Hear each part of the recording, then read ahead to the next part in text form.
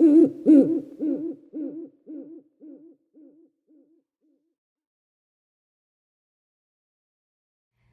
friends, before we start this episode, I just wanted to let you know that here in From Someone Who Gets It, we have raw, vulnerable conversations, and sometimes those conversations can trigger others. I want to let you know that in this season, we touch on suicide, infertility, PTSD, and everything in between. So if those are some subjects that are triggering to you, I just want to let you know that you're heard and you're seen and you're not alone. This podcast is for you, and I hope you join us. Hi everyone, welcome to From Someone Who Gets It, a podcast about life, mental health, and everything in between. I'm your host, Marcela Paguaga, and this season I'll be sitting down with some of my favorite people having raw, vulnerable conversations about goals, dreams, life, and mental health. Every Monday you can find our episodes on the Cultura Talks channel, and I hope you join in. Hi everyone, welcome to another episode of From Someone Who Gets It. I'm your host, Marcela Paguaga. Today, I am sitting down with one of my favorite friends, such a special soul. We connected through all things universe, holiday. It's just amazing. She is a mother, she is an actress, she is a wife, a sister, a creative. She is the queen of fall and all holidays. Today, we have Carolina Pozo. First of all, you guys, this is the fall queen. Queen of all fall things.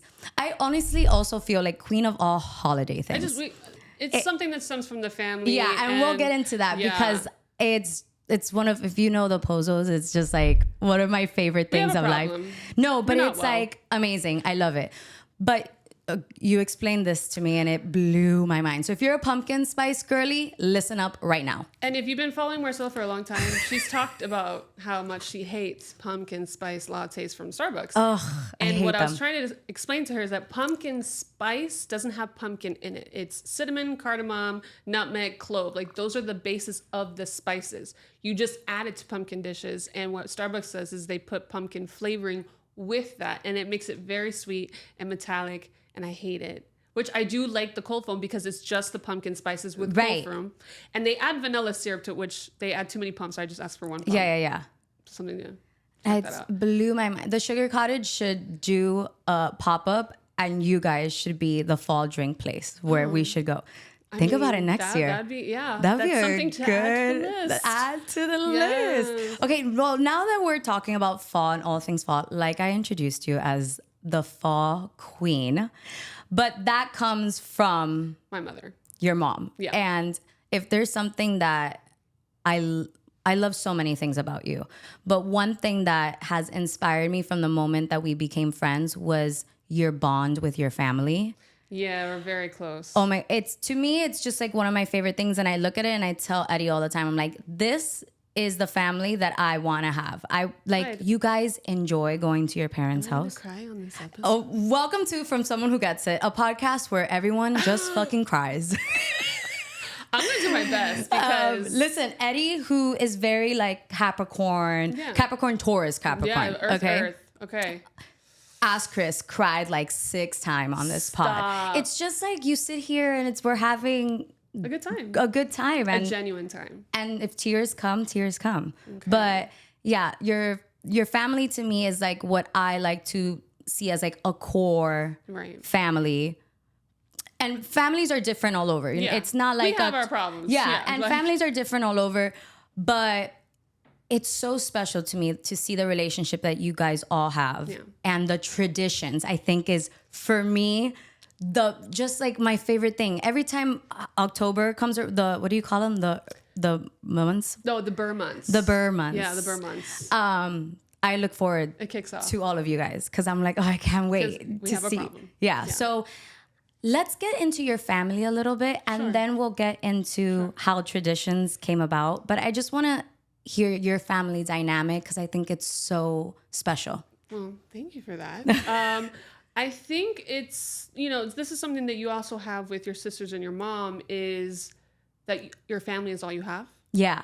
So it's very important to have those bonds. And yes, we fight. Yes, we bicker. I'm one of 4 children and there's different dynamics, different personalities. And listen, you could talk all this shit about me all you want, but if you talk about my family, ooh, That's like that's where it hurts. And the thing is, I might be a Virgo, and usually like we're very constructive, whatever, but we can get nasty. And I'm also Leo rising, so it's a little, you know, please don't be a bully, because I will come at you. Right. But so my family, my mother and my father, you know, they've been married for what, 44 years now, and they are best friends. They are best friends. Like, they are best friends. I follow her mom on Instagram, and the way she talks about him, it's, you would think that they just met. Yes. Like, yes. it's She's crazy. not afraid to share her emotions. She's not afraid to post her date nights. Like, they have a good time. They travel, they date. They have like that cheesy thing that everyone tells you, don't ever stop dating your husband, your best friend, whatever. It's true. Don't ever stop dating. And the children revolve around your schedule, not the other way around, which is something that as a new mom, I'm really establishing, making sure we have our date nights. Yes, it gets crazy and I'm still figuring things out, but that relationship with your husband is so important, or your partner, and you need to really just have that foundation before going forward in anything. As long as you guys are on the same page, you might approach it differently, but if you're on the same page, it's very important. And because I feel like that foundation, believe it or not, helps your children. Absolutely.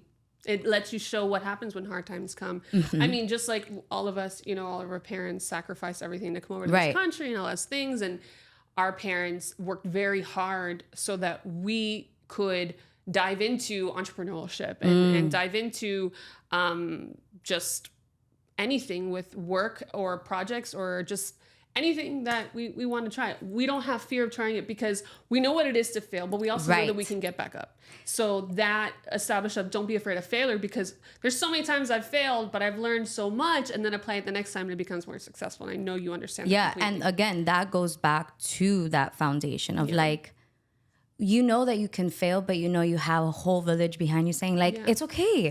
The next project is gonna be successful, and the things that you've learned. And they support you, and they just like, it allow, like when someone asks me, oh, how's it going with your business? How's this? How's that? I'm like, it's really hard, but thank God for my village, because I mean, whether it's babysitting, whether it's them helping me paint a set, whether it's them helping me build baskets, do a delivery, like I can count on them, you know, like it's really nice to know that if I fall, I know someone's going to be there with me and bring me back up, you know? So they've been together for how long?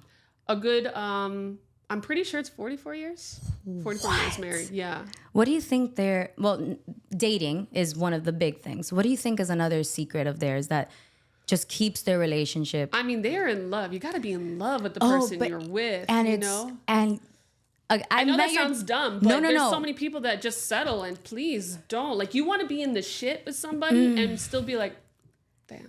I hate you right now, but I love you. Yes. Like, let's go out tomorrow night. Yes. You know, we were talking about moving. You asked, yeah. And I told you it tests your relationship in a way that it's different. Yeah. Which I'm happy that we get to experience these things and learn these things, because like, other harder things are coming. You know, when we have kids, that's going to be hard. Like but moving was rough. And I remember one day looking at him and I'm like, thank God that I love you with like my whole heart. And I understand that this is just a moment in time and this will pass, and our communication and our love is strong. Communication. Communication, that is the other factor. It's, you want to be in love, you want to be on the same page, you need to communicate in order to do that. And you have to talk every day. Every day. Yes, a busy day can go by, but please spend like 15, 45 minutes just kind of making sure. Catching up. Know what's going on. Yes, there'll be days where things, you know, don't line up, but I think there was actually like some scientific proof that if you spend a few times a week talking to your partner for a minimum of 45 minutes, that will actually save, you know, your relationship. Yeah, no. Eddie and I, when we first started, that was our big thing, was like communication. The truth, the good, the bad, and the ugly. Like, even if it's like, this is really uncomfortable to talk about, but we have to talk about it. And now, like, I feel like no topics are uncomfortable. No. Because it's like, we've set that clear communication from the beginning. Yeah. So any topic is like, okay, we'll talk about it and handle it. Yeah, right. Yeah, nothing's off the table. You have to be able to say what you're opinions are, what your beliefs are. You want to have the same core values. There might be some things that you don't agree on, but again, how do you compromise? Compromise is very important in a lot of things that if you disagree, you go, okay, well, I'm not doing this, or you're not doing this, but let's find a happy medium. You have to. You have to. So they've been together almost 44 years, and then they have 4 beautiful kids together. 4 children, 5 grandchildren now. Wow. 5. And now that we're talking about including the kids and the grandkids, tradition. That's a huge thing in your family. Yeah. Like a huge thing in your family for like a couple different things. Tradition, family, like vacations, tradition, holidays, like so many different things. Yeah, we do pumpkin carving in October. We do that too in my family. Also like it also motivates you to get the pumpkin carved because if not, it's not happening. And as obviously as we've gotten older, it's been a little bit difficult. But now now the kids are here, and we're reliving all of our childhood experiences. So that's been really nice. You know, in November, if for some reason there might be a split with Thanksgiving because of in-laws or something like that, we always still manage to do like a Sunday dinner. Okay. We try to do that. Our goal is to do it twice a month, but sometimes things get a little crazy. I love that though. Yeah, like if you can do it twice a month, that's amazing. But it does get difficult. But we also have gingerbread wars, which we've been doing for like the last 5 years. Okay, wait. I'm so happy you mentioned this because I look forward to gingerbread wars every single year. I tried to do it with my cousins last year, but like we're too big of a competitive family. So like we just did like decorate your own gingerbread. Got it. No, we do rewards. We have you gotta compete. There has to be I'm gonna talk to the editor because I have to insert pictures here now of like different, like all the years. You guys, it's not like, oh, get a little gingerbread and do your little toppings and that. No. Like this is like, please explain gingerbread war. Okay, gingerbread. It actually was inspired. My sister Sylvia, she follows a blogger named Rachel Parcell. Okay. So she got that idea many years ago, and she's like, I've always wanted to do this. I've always wanted to do this, and we have, trimming the tree, decorating, tradition, stuff like that. But we wanted something a little bit fun where we can all meet up and my abuela gets involved. She's 85. She's been doing it the last 5 years. Oh my God, I love it. So we buy the gingerbreads early pre-made. Buy pre-made, please. Oh, no. Please don't. Yeah. Unless you have a hot glue gun, you're not going to eat these. You're not. Yeah. These are not to eat, you guys. No. This is solely to decorate and compete in a fun manner. We even have trophies. I mean, we have what was it? We have obviously, best traditional gingerbread house. Okay. We have the funniest. We have the eviction notice, which usually my nephews get. We're honest, man. And everyone has to vote. So we have multiple awards. So the kids get stuff like that. Okay, but I love that because in my house it would be like best overall. Like, figure it out. My sister is very like, I'm not a blue ribbon type of girl.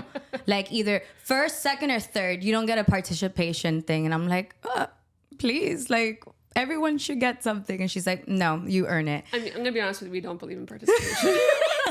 we don't do participation rewards. We do what you get. Okay. Next time, practice. There's like 6 awards. So everyone's going to get something. We all vote anonymously with little pieces of paper. We tally it up at the end. But yeah, so we get all the gingerbreads ahead of time, pre-made. Okay. Target, that's when you want to buy it. As soon as you see them out in Target, go buy them. Yeah, no, it's true. They're like $10, $12, something like that. Then we start collecting, almond shavings, pretzel sticks, candy canes, little whatever icing bags, stuff like that. And we put them all around the table really pretty. And then everybody goes at it. Though I feel like this year, I'm going to start making little cubicles so no one can see what anyone's doing because people are starting to be like, let me like pretend I'm doing stuff to see. But they're like, they're looking. And then you're like, what are you doing over there? Why are you looking over here? Yeah. That would be me. I think I'm going to make some cubicles this year with some cardboard. I don't know yet. I mean, I feel like the kids, I shouldn't do that because they're going to need to be inspired. But even my 85-year-old abuela, she's like over here with Chex Mix making like little Does the same person win every year? Like No, every year is different. Every year is different. You know, I always get an award, but it's not my fault. I always win something, but Yeah, I mean, there's some years where I'll just host. There was like one year that I was like, I don't have the energy. I'm just gonna take social media. I think I was pregnant at the time, and I just did not feel well. I think that was your pregnant year. That was my pregnant year. It was a little rough around that time, so I was like, I ain't doing this. I ain't doing this. But like, I would come in and help Celso, my husband, and then just like put a couple things and then come back out. Did he get an award that year? He did. Okay, good. Yeah. So you got an award. Yeah. You know, it's same house. Yeah, same house. True. Mm-hmm. Same household, so it like we counts. Went together. You worked together, even though he probably did most of it, but still, behind every great man, there's a woman building his gingerbread house. That's right.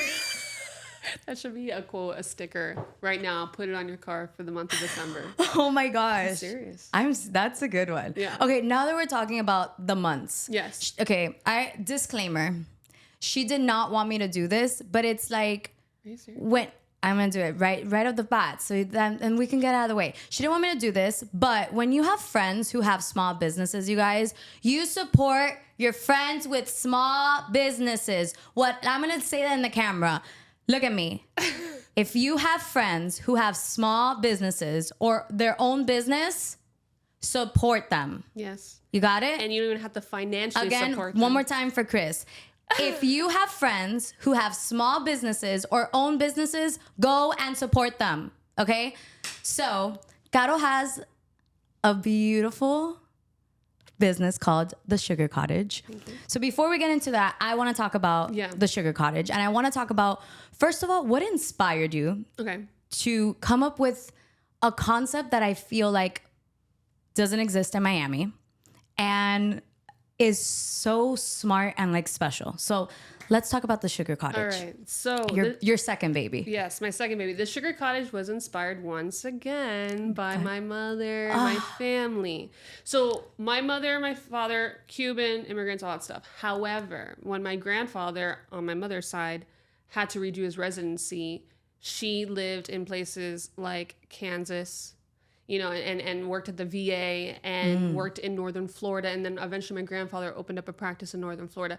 So my mother was around the typical Southern hospitality, the gifting, the Friendsgiving, the Thanksgiving, all the parties that we love to do. My mother brought that into our household. When my parents didn't have a pot to piss in, my mom was, like chicken and the egg?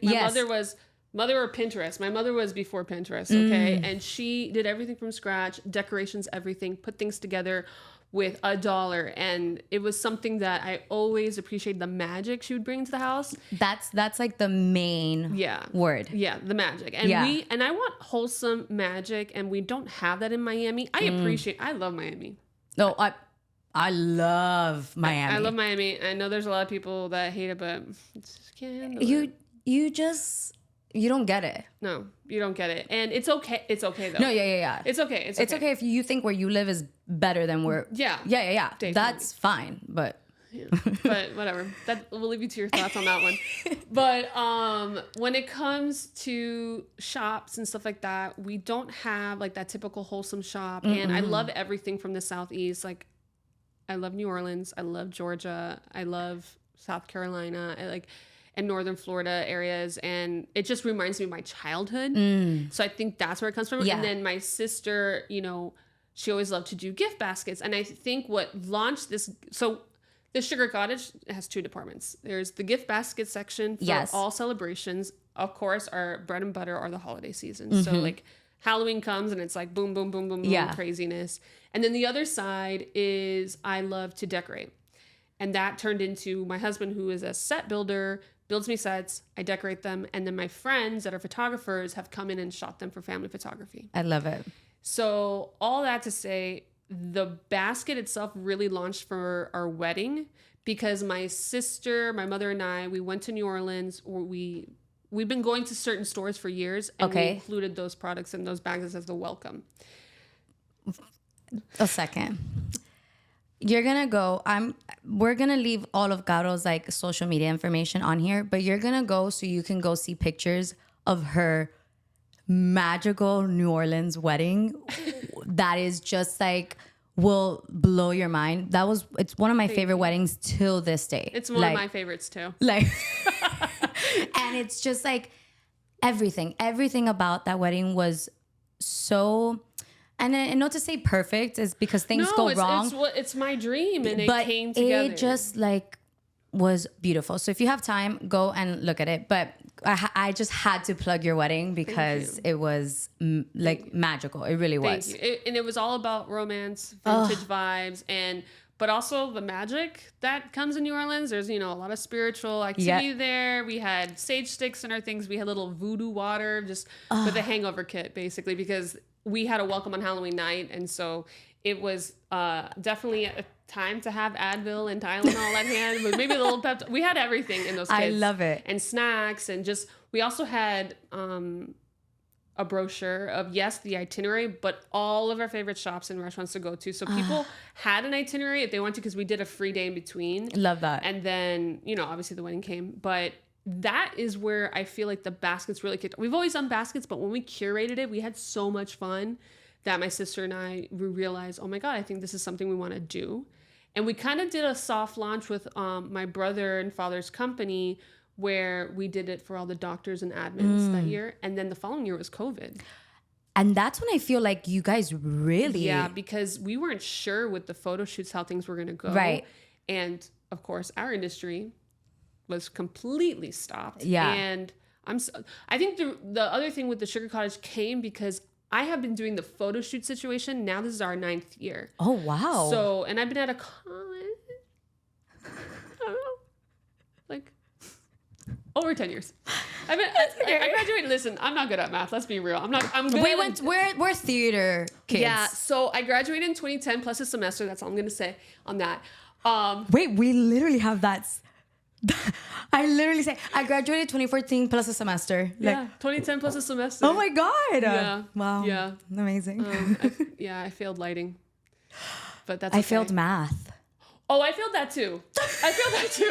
But at the time, there wasn't this CLEP test, which was basic algebra, something I understand. I mean, you asked me to do it now. It's been too long. Yeah. Don't ask me about math. Now. But at the time, because I don't know why, but in our BFA program, we had to take this thing called finite math where words meant numbers. And that didn't it was like crazy. And I then had to take, I guess, with that test. Yeah, the CLEP test. I took a test and then I was able to I took it on my birthday. And I'm like, okay, you can only take it every 30 days. And I was like, I'm not going to study. I just want to know what this test is about. It was the birthday magic. It was the birthday magic. The highest score was 95. I'm not lying here. I made a 92. Okay, for someone who doesn't... No, I'm telling you, God was like, listen, I took finite 3 times. No, I think God and the universe, by the time I took that test, was like, listen, I'm sorry. Yeah. I'm going to I'm going to do it. Yeah. So I'm going to let you pass this. I took the clap. I was good. And I think I also said to someone, like, even though I passed, I go, listen, I just need this to graduate. Please. They're like, okay. Got it. I got you. Yeah. And I was like, okay. So then, COVID hit. And so ever since I graduated from college, I've always done like Etsy, little small shops, all these things. I sold cakes for a while, had a very long pastel period. I remember your cake period. But you were also like a blogger too. You and your sister it was like you guys were very creative from the beginning. So the blog really is just a digital diary, because it got to a point where we would do our little girlfriend get-togethers or Friendsgivings and be like, oh, how'd you do that? How'd you do that? So we started blogging it. Not with the intention of anything, but here's an easier way for me to describe it. Yes. Here you go. And then I was like, why not make it pretty? Because aesthetics is everything. Everything. So that's how that happened. And so, so COVID happens, and my brother and my sister are like, okay, I think you need to start selling this. And so my sister and we launched Halloween, and it's been going now for the last 5 years. And it's still a slow process. It's not our huge moneymaker, but it is definitely supplying financials. And it's definitely something that I'm slowly growing. We finally have more of a store. We always sold things online. People would order online. Right. But now we have somewhat of like a showroom, I want to say. It's not really a storefront. Okay. Because we are not open every single day. Got it. But we do have some days that are walk-ins, which are Thursday and Fridays. And people come in and they buy things, or they're coming to pick up. So they have an opportunity to see how we put things together, to build something from scratch. our goal really is to do more bulk orders, which is what we've been doing with private companies. So 30 of this, 20 of that, 10 of these, and those are kind of like what we've been doing. And then we want to open it to public. And the best part is that we only feature products that are from small businesses and local. Mostly local. We've included some of this, the Southeast stuff, because I've included some of the New Orleans products that I love.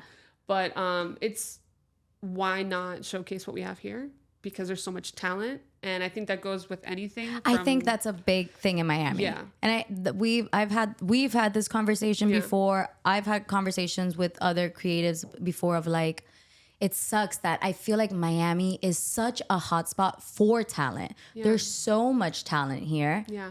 Yet people love to go to New York and get the talent, go to LA and get the talent, which I get, you know? No, definitely. But it's true. There's so much talent here and so many small businesses that are so great that either have to close their storefront because their online stuff is better. Yeah. But it's like, just go and buy, or even if you're not going to buy something, just go and show up to the store, or show up to the bar. Or post on Instagram. Oh my God. I can't even tell you how. It costs nothing. It's literally free 99. Chris is over there literally like he wants to come over here and get on camera and be like, listen to them. But it's true. What you don't understand is just like a repost of a reel. And I don't even get offended if someone's like, look, I can't buy anything right now, but I'll share. I'm like, I'm not expecting to buy anything. There are other people that right now have income that can buy it, that it's a luxury. The state of our world, it's a luxury to buy gifts. Yeah. And I'm fully aware of that. So when there's opportunity just to share things, I don't have bandwidth anyone telling me, hey, God, I can't afford it. Oh, yeah, that's okay. Yeah. That's okay. What you don't know is that you sharing that means a lot. Means so much. Yeah. Every time I see you share something from Casa, I'm like, oh. Yeah, I cannot wait till I can go out. Oh, my friend Annabelle just had a baby, so she's like, I want to go to the Halloween thing. I'm like, I'm going to find a night that's going to be like a really good night. I feel like everybody has to come out for karaoke. Definitely.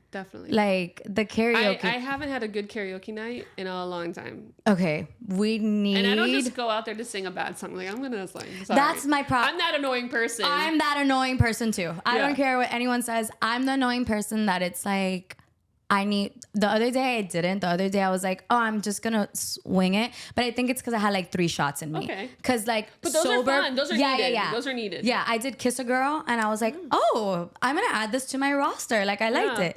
But like, sober Marcela needs to practice in her car. Yeah. No, you need to make sure that you have the timing right, because I'm sorry, that karaoke tempo is a little off sometimes. Excuse me. The other day, listen, and there's no shade to our regulars, but there's some who go up there and they sing, and I'm just like, ay, Dios mío, please, not one more song. Like, you know what I mean? So it's just like, there should be like a hook though that you take them off the stage just for fun, like, you know. No, I told the karaoke guy, we gotta do fun karaoke. Like, please do not let someone go up there and sing like a depressing song.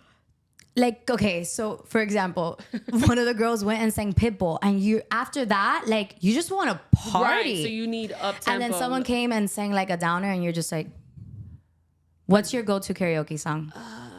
No, because you're going to be like, that's kind of a mellow song. I have nothing from Whitney Houston. Okay, but no. That's not... I'm a sucker for Whitney. But that's like... You get the whole bar singing with you. But that's a classic. Most of it's ballads though, so I'm always like, what can I do? I like Redneck Woman. Ooh. Yeah, I like that one a lot. It's an ode to my mom. I love it. Okay, we got off top. Sorry. That's just what happens. You should hear our voice memos, you guys. We have like 3. Wait, before we go back, we have a podcast within a podcast within a podcast. Before we go back to Sugar Cottage, we have. So we communicate through Instagram. Yes. We communicate through text message and through voice memos. Like, those are our, like, so Instagram is voice memos and memes. Yeah. Is what we do. And then text is voice memos. I don't think. It's very rare, unless we can't talk, then we're responding while we're listening to the voice memo. But it's very rare that we are texting and not like. Also, I drive a lot because I'm constantly doing deliveries or buying stuff. Time. So I can't. And the thing is, if I don't respond, I will forget. That's me. And then I'll respond 3. But I love that about our friendship is like. Oh, you could go like weeks, and I'll be like, that's fine. Yeah. Like we'll go weeks, which we don't. We're always talking We're on sending Instagram. memes. We're sending memes, but like to actually have like a core conversation, it'll be weeks. And sometimes. I feel like that's how you know you have like a very, very solid core friend. Yeah. Because it's you, my friend Annabelle, Natalie, and Janessa. You four. We communicate through memes, and that's how like, hey, we're good. And then every now and then we'll have like a full blown like conversation. But if I go MIA because I'm going through like my mental health stuff, and I come back, it's just like, hey, how are you? How's everything? How's? Or it's like if it's been too long, then I'll be like, hey. Caro is my. Well, those four are my check-in girls. Like if I am MIA for a little too long, it's just like, hi, how are you? Like, just wanted to make sure you're... Is Mercury retrograde? Okay, like, what are the planets doing? Like, what's going on?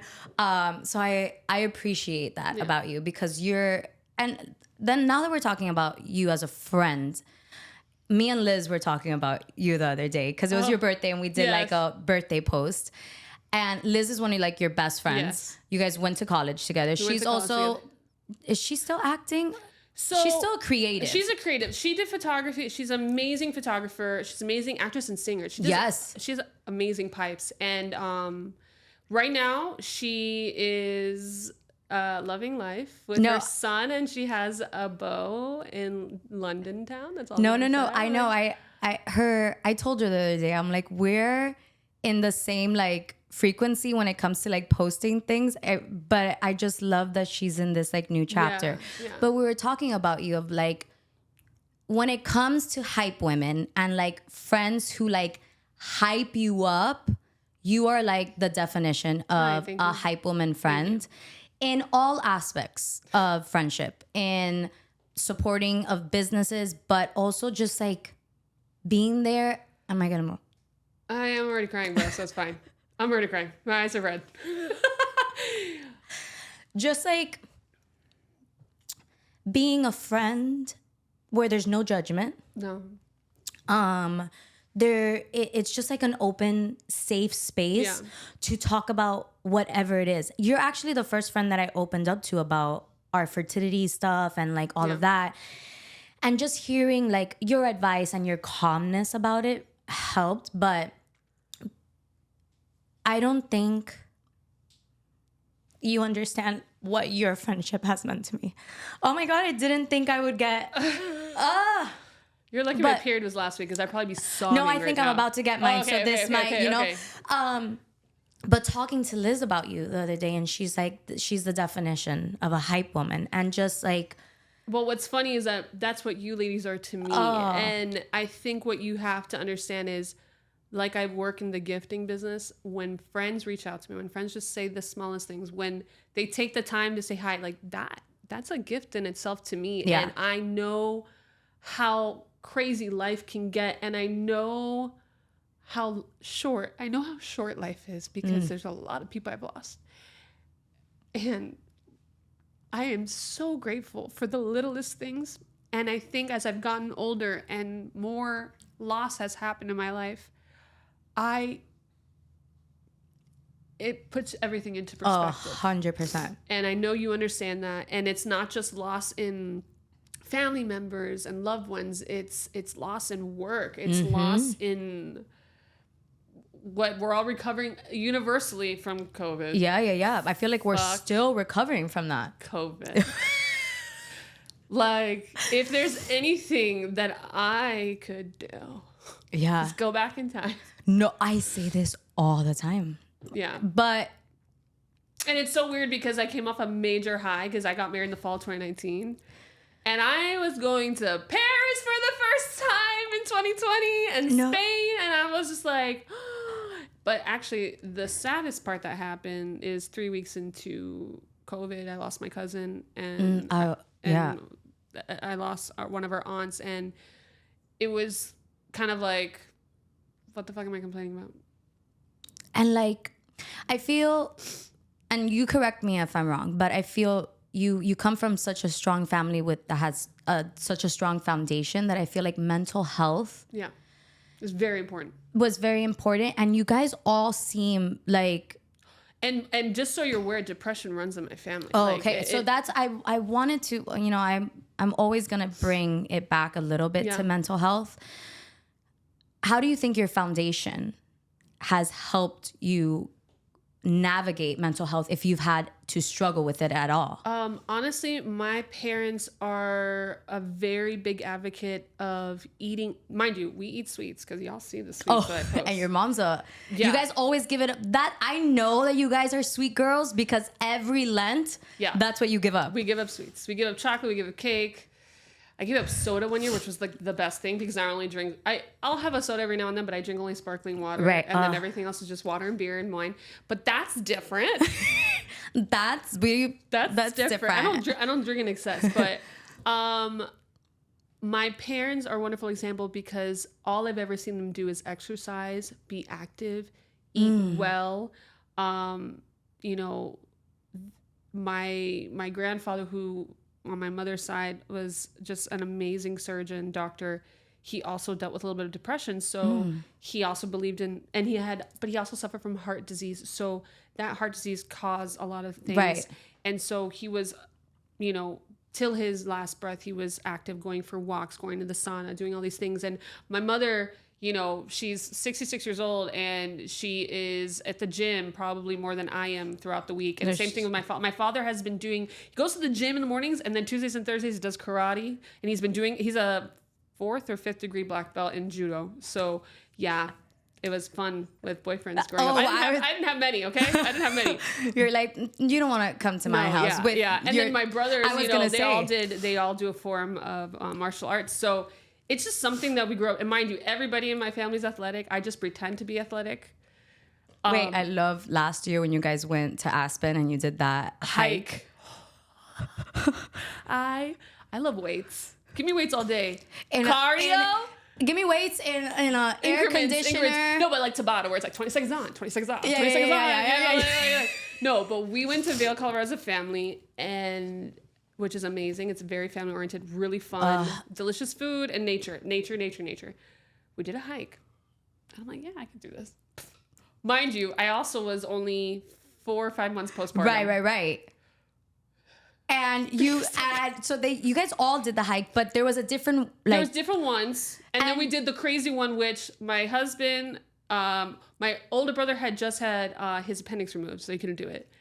But your little brother did it. But my little brother did it. My brother-in-law did it. My niece did it, and myself. My niece kicked my ass. She's gonna be 13 next year, so she's 12. At that point, I told my husband, keep going. My younger brother, who's a stud, was like, we'll go the flat route. That route that we took, which is flatter, but it's still, we're 14,000 above elevation. And I've never done this before, and I thought this was a good idea. You're like 5 months postpartum. What I recommend is it's supposed to take an average of 2 to 3 hours. Okay. How long did it take you guys? We did almost 4 hours because I added on that flatter route, and that flatter route. It's a bad mistake. All I needed to do was slow down. I just needed to slow down. But we took that route, and then the last, I want to say, I don't know, 20 yards, there was a car. And I fucking hauled that shit. And they took me the last. Good, I would have done the same. Because I was just like, because I honestly didn't know where we were going at this point. I was just like, how much further? And then Mike and my husband are texting me, beer waiting for you. I'm like, where's the beer? And then we get in the car, and literally 2 minutes later, we're at the top. And I was just like, okay. And we took the gondola back. I still recommend the hike. I'm going to do it again. You are? I'm going to do it again. Maybe going down this time. I'll take a car up and then. Yeah, but it is steep though, so maybe not down. Maybe I'll just go up slowly. Whoever's editing this podcast is gonna be like, "What the fuck?" I'm so sorry. Like, how many? This is just how. I'm pretty sure I have ADD. I've never been diagnosed. I just got diagnosed at the last year at 32, and I was like, "Oh yeah." Oh, thank you. That actually would have helped me in elementary school, actually. But thank you so much. Now that I'm an adult, just add another label to me. Yeah. I mean, depressed, anxious, OCD. And just one more for a little spice, ADD. Hey, man. I mean, it helps us multitask. So, no, it doesn't. Sometimes, no. No, it's not efficient. It's not efficient at all. So we were talking mental health. Yeah. So just the parents being an example. Yeah. Listen, I heard somewhere the other day, my source, TikTok. Sorry. Yeah, it's a source. That's my source. I don't care what anyone says. I learned more on TikTok than I did in school. I just want you to know I only go on TikTok for you. I go on it like once or twice a month and I go, okay. And you see all the things that I sent you. And then I review it and then I'll be back in a couple weeks. Because I just go on Instagram. Like I can't, it's too overwhelming for me. And I stick to Instagram. You stick to, I'm an Insta girl. Eddie's a real guy. And so is my sister. Like my sister and Eddie send me reels. Yeah. And then my cousins send me TikToks. Yeah. So I'm like, reels, both. I send you the reels you've already seen on TikTok 5 weeks before. Sometimes, yeah. And I'm like, get ahead of the game. But you know what? You're kind because you don't go, I've already seen this. And I know you've probably seen it. Oh my God. I will never tell someone. Same. I already saw that. The only time I do that is I do it to my sister and I go, oh yeah, I sent this to you yesterday. Yeah. If it's my sister sending me something that I literally sent her, I'm going to call her out. Like, well, I can tell that you check my messages. Yeah. But if it's like something that I've already seen, but they're so excited to show me, I'm not going to be like, I know, I already saw that. Yeah, I'm not a buzzkill. I'm going to laugh. I'm going to put my acting to the test. I want to talk a little bit. I want to move in. It's still mental health because I want to talk about postpartum and all that stuff. Yeah. And I think that's an important topic. And then once we go into that, then I want to talk about motherhood and... Oh, wait, no! Sorry, editor, you're gonna have to figure this the fuck out because and she wasn't gonna fucking remind me. Nope. She wasn't. I just want everyone to know that she doesn't want to do this, but I work in showbiz. I don't like to be put on the spot. No, but I'm gonna do it, so it's fine. Okay, so we talked about the sugar cottage. And this helps with ADD because I made this for myself. Right. ADD. So we talked about the sugar cottage. So tell me, okay, I'm going to open one and then I'll open the other one and then we'll talk about it. Look how cute. All folded for me. Honestly, she's like, put this in your car. And I'm like, put it in my car. I'm not putting it in my car. I'm going to show it on the pod. And she's like, this is not a plug. And I'm like, bitch.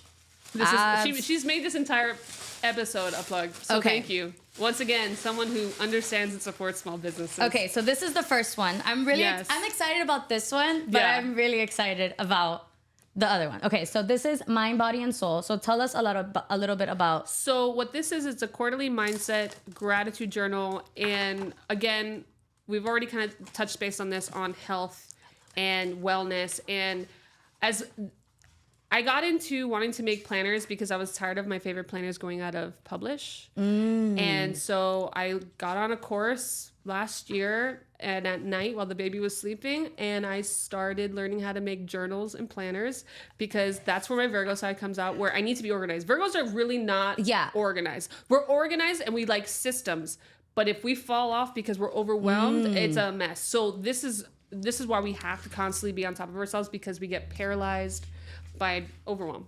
So this is the daily journal, which has the wellness check-in. And like I said, I love making sure that I move my body, that I do something for my soul. So it's focus the mind, nourish the body, feed the soul is the whole premise of Mind, Body, Soul. I didn't reinvent the wheel. This has been around for a while. Right.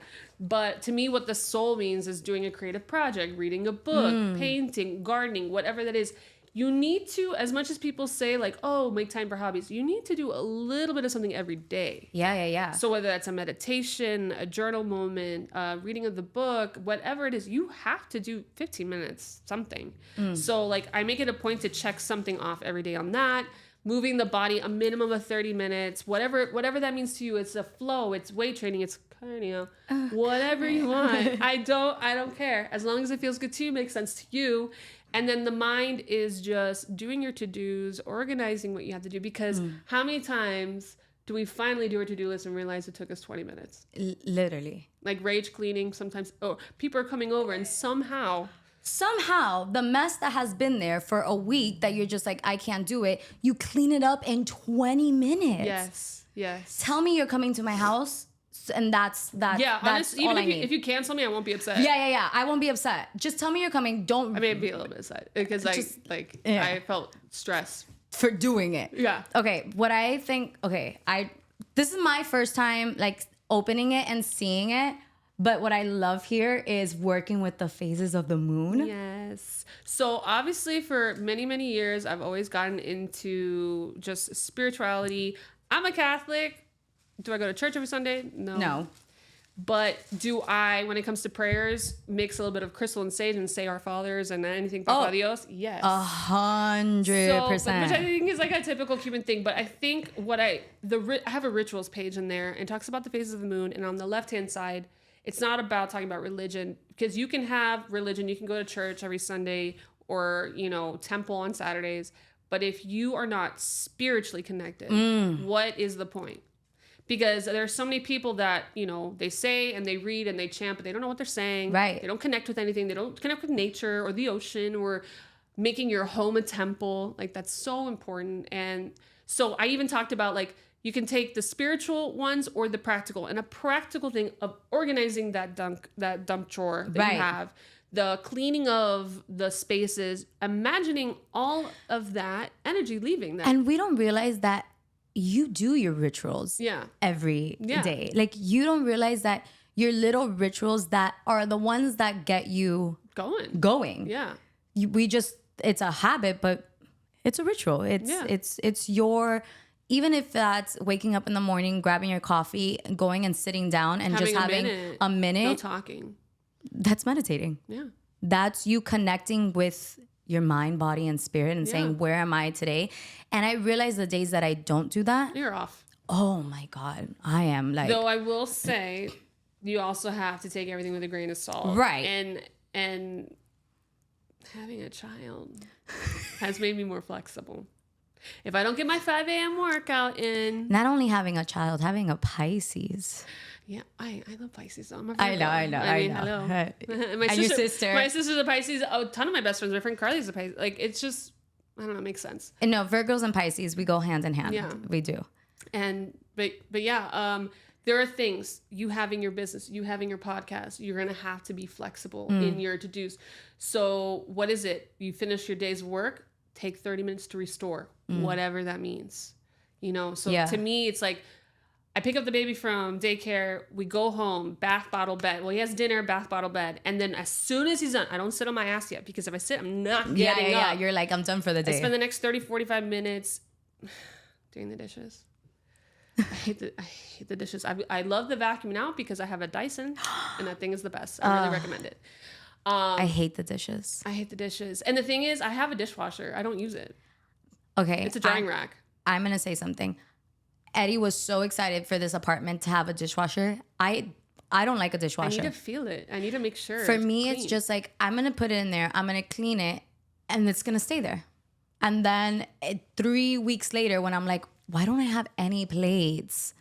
Then I'll open and everything will be in there, and then I have to put it back. I do forget too, so that's why I don't use it. But I honestly have to feel that the grime is off. I feel like maybe it's just a dishwasher. My house is not very strong and like whatever, but I have to clean it by hand, and I need to put it away within the next 2 days, because if not, it just gets used and it goes back in the sink. That's what happens to me. Yeah, so that's the other thing.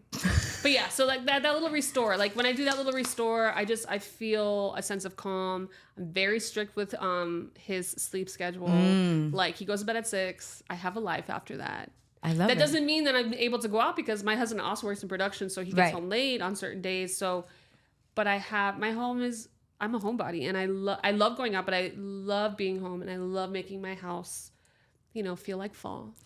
Oh my God. And feel like Christmas, and have all the essential oils and candles going on, and baking, or I don't know, journaling. I mean, there's so many things that I have too many hobbies. That's the other thing. Did this help you postpartum wise, do you think? Absolutely.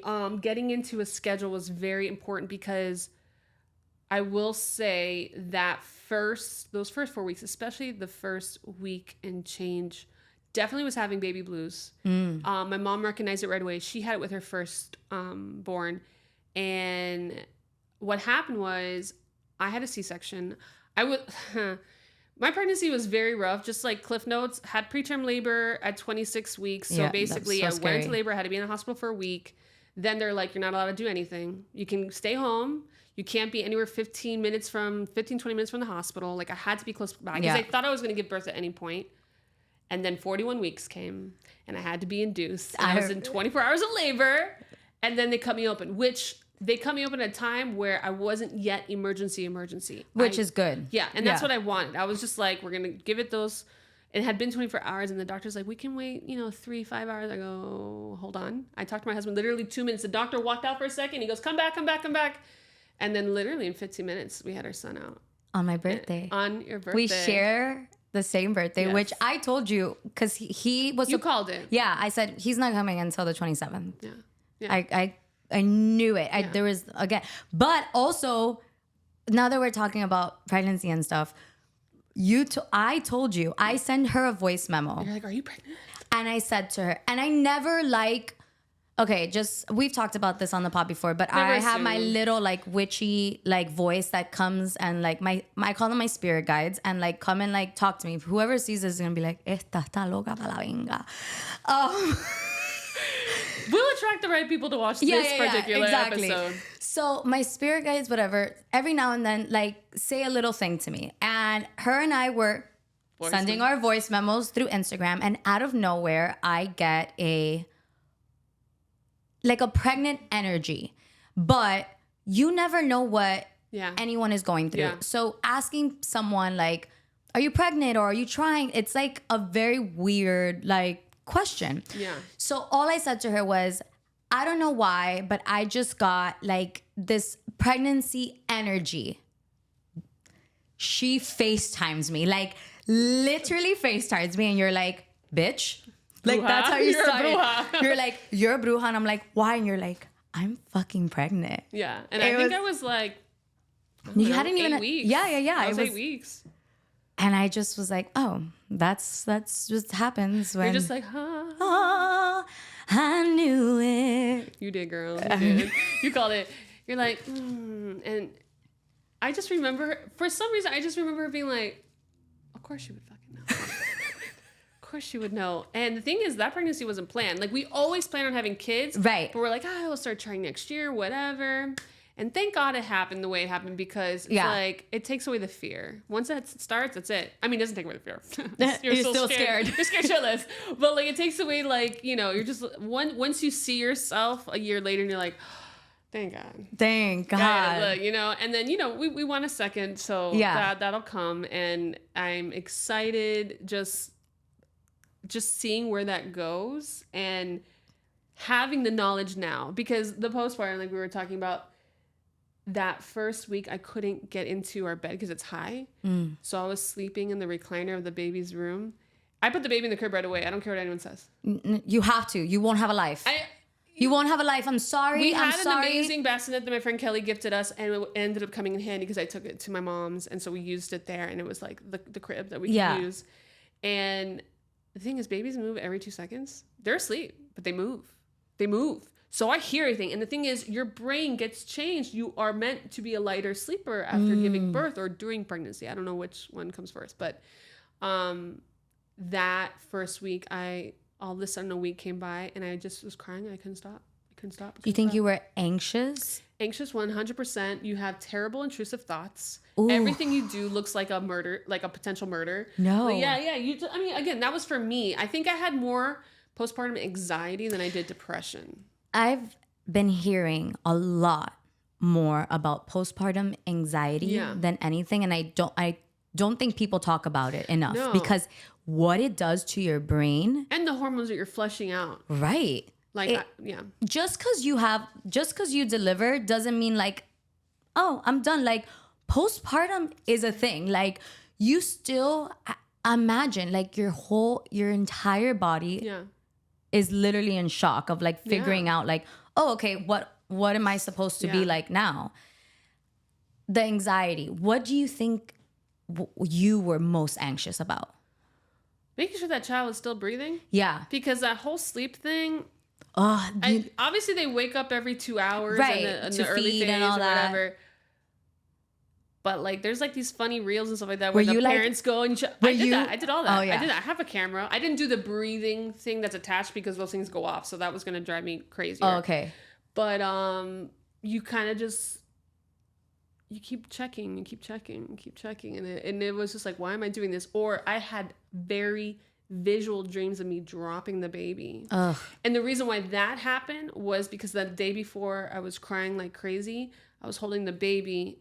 It's 2 or 3 in the morning. He's up and I'm trying to pump. I'm trying to produce milk. My milk came in very late and he was drinking formula. And at that point, when I almost dropped him at 3 o'clock in the morning, I was like, fuck this. I'm not breastfeeding. I don't care. My boobs hurt. I'm wrapping them up, waiting for them to go down naturally. And that's what ended up happening. I was just like, this is not for me. And amen to every mom that can do this. That is I don't want to be a slave but you know what? to my boobs. Fed is best. Thank you. Yes. Fed is best, because that's another thing that, like, the mom shaming It's bad. between the moms From the moment you're pregnant. is kind of like diabolical to me. Like, you're a mom. Yeah. Like, you know how hard it is. And seeing these moms like shame moms for using formula is like, first of all, if I'm not good, my baby's not good. Yeah. And if mentally I can't do it anymore, and the pumping You're not and happy, the thing, the baby's not gonna be happy. Absolutely. what kind of quality is the baby gonna have? Also, what kind of quality is the household going to have? Right. Like, I will say this. I was very, very fortunate that even though my husband was in like the peak of his busy season at the time, I was very fortunate that I had a partner to help me.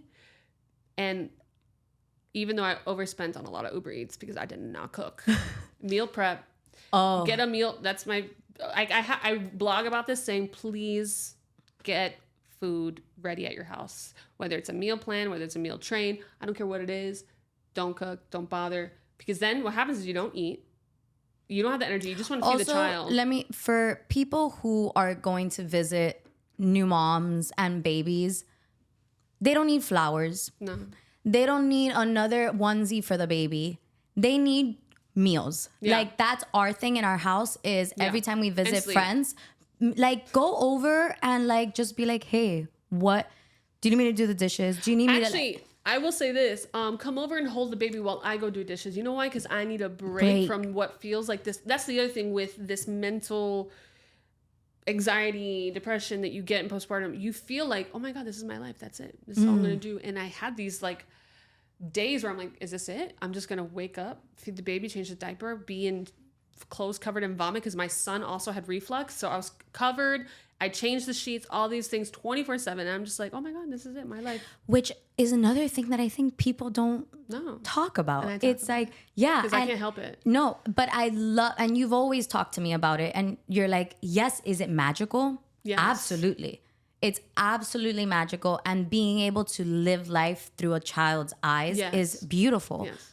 But it's hard. Yeah. And especially in the beginning of like, what also people don't get is like your whole entire life changes when a child comes in.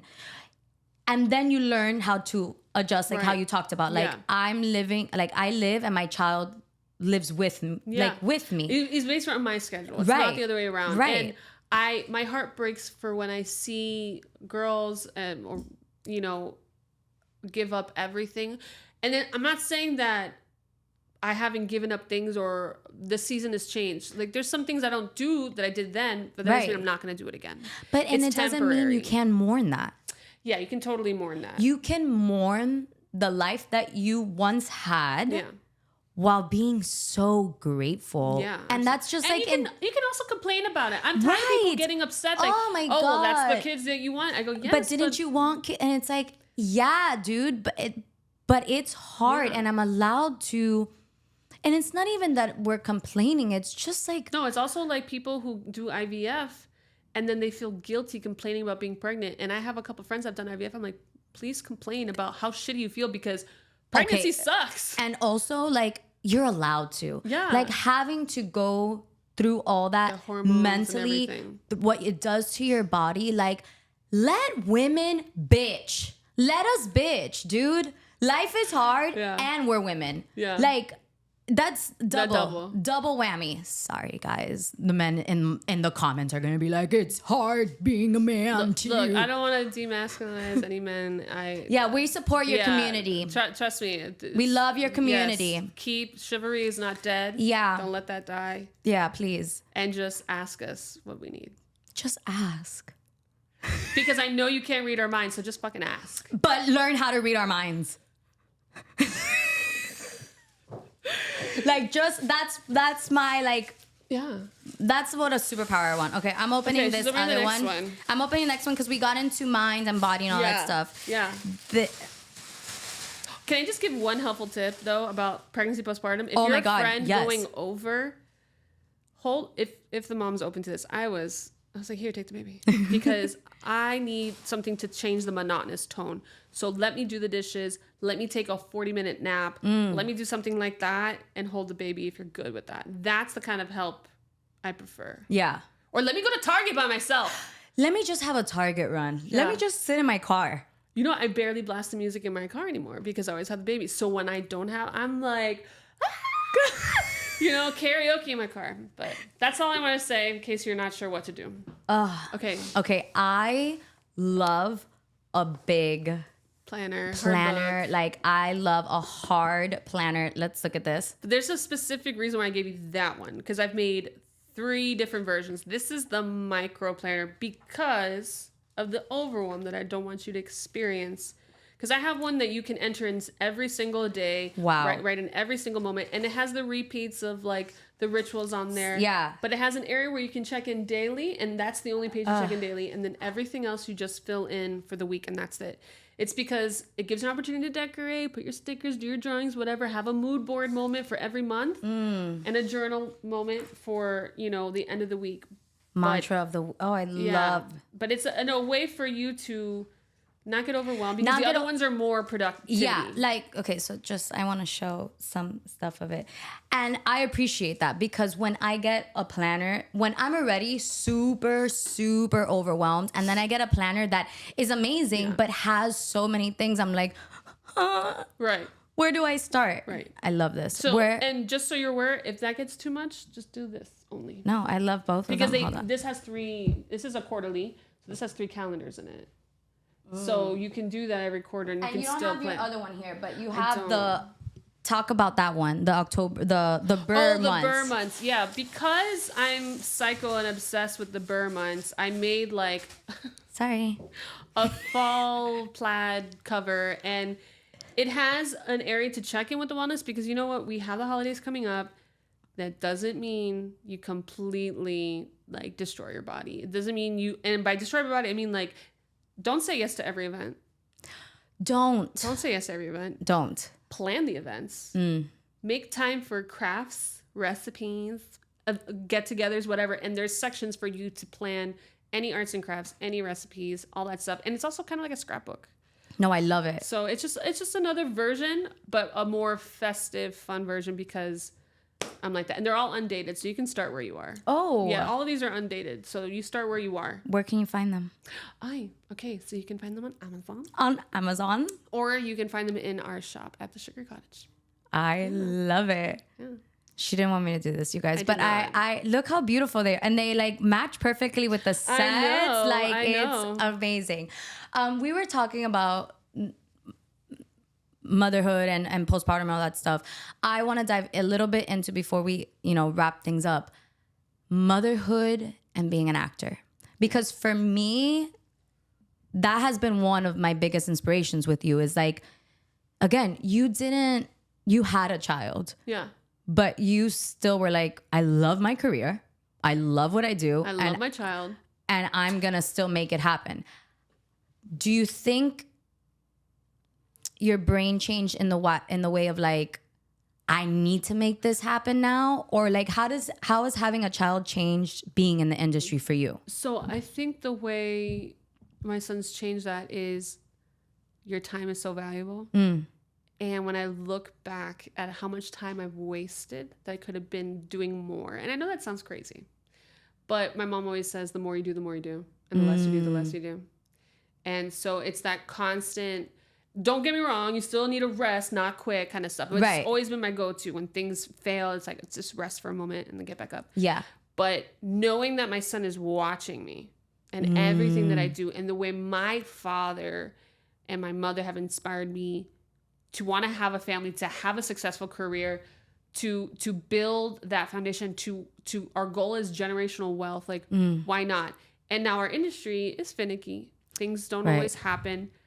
But that doesn't mean I'm going to give up the years that I built, because I realize it's not so much, and I know you know this too, you can have all the talent and all the looks in the world, but it's also the relationships you built. Yeah. And it's the connections. And it's the things that I've been doing for the last, since I've graduated. What is that math? 14 years? 14 years since I've graduated. I got an agent right away when I graduated. I started going and auditioning in New York and LA for like Broadway. And then I realized film is financially more sustainable. Right. And even that has its issues. But, you know, I had the baby. I was so lucky that my agents, they're full of women, and most of them are mothers. Yeah. I think all of them are mothers. And they're like, enjoy this time. Yeah. Don't worry, come back when you're ready. And I'm like, awesome. No, I will have to say our agency is, because there was a time last year that my mental health was just too much. And I remember emailing them and they're like, hey, you take all the time, and when you're ready, you come back and it's going to be great. And that's who you want to be with. Oh, 100%. And I was so scared to tell them, because I was like, I had just got with them and I had booked work right away. And I was like, oh my God, that's amazing. And then within like 9 months, I got pregnant, and then I had that, and I was like, and then I couldn't work halfway because I was booking, little commercials here. I even, okay, this is the craziest thing. I had a call back, or maybe I was first choice, I forget. It was for a commercial that I had to pretend I was in labor, and I happened to have gone into labor with the 26 weeks preterm. So I was like, this is weird. And I was like, hey guys, too much universe. Thank you so much, but I'm not allowed to be on my feet for more than like an hour or two a day. So sorry. I can't do this. But they've just been really great. Motherhood has only made me want to work harder. I think that because you want to have sustainability for them in the future. You want to make their home a home. It also makes me very specific as to what jobs I say to as well. Because I'm like, could I go travel for this amazing gig? Yes, but am I going to? No. Because I'm not doing that right now. That again, everything is temporary. Once you learn everything is temporary, and I think postpartum, you realize it's temporary because all of a sudden, as each month passes, the fog is thinner and thinner and thinner. And I think that goes with anything in life. Like when you're in a challenging time, the fog, as it starts to lift, like you just keep going. You know it's temporary, and you want to just work harder, and you want to reach more, and you want to reach more. And I just want to work. I don't necessarily want to be part of that 1%, but I want to work and I want to do well. And and I think that changes because it's weird. It changes from literally from one day to the other of like, oh, I wanna be on. Well, do I want to be on red carpets and all that stuff? Absolutely. Like, but at this point, I'm like, I just want to be successful in my craft. Yeah. And I want to be able to live. Yeah. Being able to do my craft and not have to like figure out, oh shit, what else do I have to do? And I also think the stigma of, oh, you had kids now, well, kiss your career goodbye, needs to go away. Oh, it needs to go away. And you also want to make sure you have a partner that understands that. Well, I said this to, who did I say? I think I said this to my cousins the other day, which is when you're finding a partner for life, you're not just finding a partner, you're finding... In our example, because we're with men, it's like we're finding a father for our children. Yeah. And for me, coming from like a single mom, and yes, growing up, I come from a big family, and thank God for my grandparents and my uncles and my aunts. But my core house was a single mom house. So there are things that I learned that I said, no, I want this kind of core thing. So when I was finding a partner, it was like, no, I'm not just getting a partner for me. I'm getting a father for my future kids. And I can't even imagine a better like partner.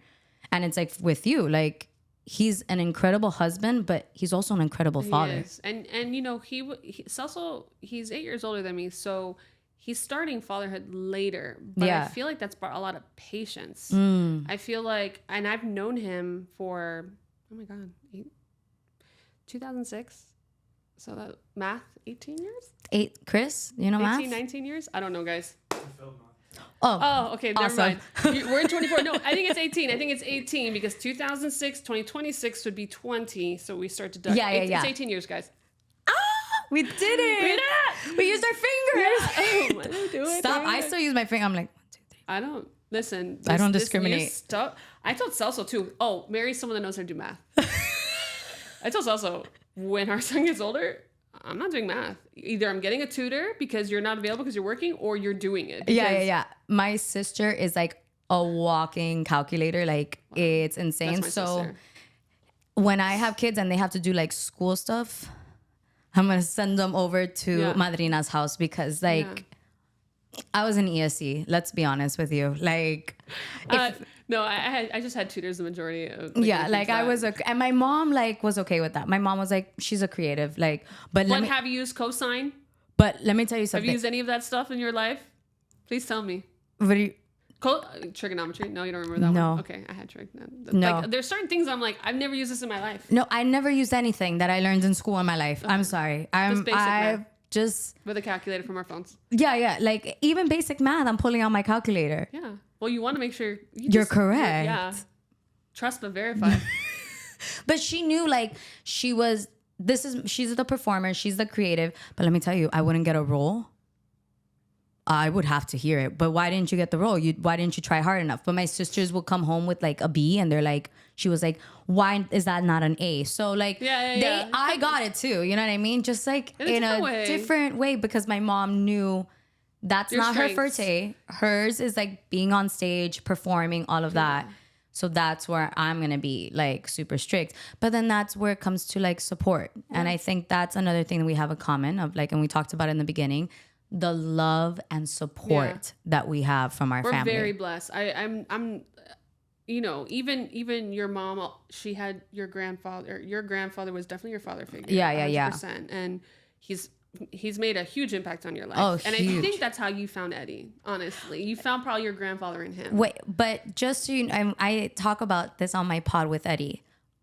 2 weeks before I met him, it was a day that I was in my room and it was super late at night. I'm in my bed and I just wasn't feeling it. Like I wasn't feeling well. Life was rough. And I was talking to my grandfather and I said to him, please, like just send me someone like you. Send me someone who like is a hard worker, who understands our culture, who understands like, but isn't a machista, like many different things. 2 weeks later, I met Eddie and it was like, the list of what I gave my grandfather, he literally was like, to the point that my father-in-law, he passed last year, but my father-in-law was my grandfather. And I would sit down with him and I would talk to him and I'm like, oh my God, I feel like I'm talking to Awe again. Like, so there's no doubt in my mind that he came from my grandfather. Absolutely. Oh my God. There's like, and I love that you said that because I think that all the time. Yeah. And that's what I'm saying. Like your mother is a powerhouse because she has these very strong personalities. Yeah, and she's a Libra, you guys. Yeah, so like that to tell you enough. Know, checks and balances, but still, I don't know what her rising is, but I'm sure it's intense. It's gotta be. It has to be. There's a fire. It has to be a fire sign. It has to be. But when I see, I think it's important that people can. I'm tired of stigmas and what a single household might be, and what a household with parents might be. Yeah. There's just so many dynamics that work really well if there is true communication, love, and trust. And I also, though, like, I don't know what I would do without my husband because I don't know where I'd be. And it's just so crazy. And, like, your mom, like, that's amazing. No, I look at her now as a grown-ass adult that my frontal lobe is, like, all developed. And I'm like, damn, you should get, like, the Nobel Peace Prize. Like, you deserve 3 girls, all at different activities. Yeah. And she had to do it. Like, again, I'm very fortunate that she has the support that she had from her parents and her brothers and sister. But there's a lot of alone moments too. There's a lot of alone moments. And as an adult now, I'm just like, man, you did a phenomenal job raising the 3 of us. Yeah. And like, I don't think she gets enough credit of like, it's hard. And you all have ended up with the loves of your life. Yeah. And that is a reflection of your mom. Oh, the love, and I'll get emotional. The love that she shows us, it's just, and I talk about this all the time. I did not miss the father figure in my house because I had so many other father figures, but my mom provided everything. Oh my God, my mom was the mom and was the dad, and you didn't miss that. And the love that she constantly gives us, even to this day, is just like. And if you're getting emotional now when you become a mother, then you're going to be like, oh my God, why don't like you start going back and you go, my mom went through this, my mom went through that, and you're just overwhelmed. But then with you think of like how you said in the beginning, my mom made all these holidays magical for us. And that's what I want to take with me to my own children and their children and their children, And it's just, it doesn't matter the family foundation you come from, traditional, non-traditional. But what matters is the love that happens in that home. And that's where it starts. So if you people always talk about the change you want to see in the world. If everybody started at home, like that, and it makes me sad too, because there's a lot of homes that have a lot of sadness to them. Right. But I also know people that have been in those homes and now are doing their very best to create something completely different as adults with their children or their partner.